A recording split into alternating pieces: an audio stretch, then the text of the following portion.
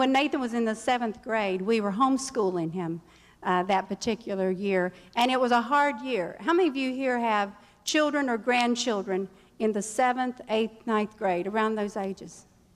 I tell you, I think those are the hardest years of a human's life, by far. And I told the kids that. If they can live through 7th, 8th, 9th grade, life's a breeze after that. Because those years are hard because the kids are mean.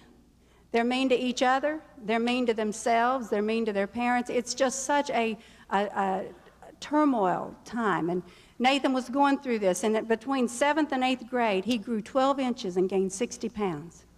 It wasn't pretty. It was a sad thing. His knees went out, his back went out. He didn't have energy or mind to do anything but grow. And I was trying to teach him.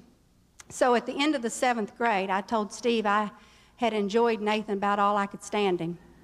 And we were going to need to make a change. We were going to need to put him in school for the 8th grade or do something illegal, and we didn't want to go that far. And so we put him in school, and he came home one day from the 8th grade, and he told me something that would redefine my whole idea of family. He said, "Mom, no matter how bad it gets out there," because he had been just chewed up that day. He'd felt so bullied and badgered and hurt and wounded. He said, "No matter how bad it gets out there, no matter what they do to me, I know when I come home and I close that front door, I know I'm safe." I thought, that's what home is. Home's supposed to be a safe place. After September 11th, First Lady Laura Bush told America, "Go home and tell your children that they're loved and that they're safe." I thought, you know, we could tell them they're safe in school, and maybe they are, and maybe they're not. We could tell them they're safe on airplanes.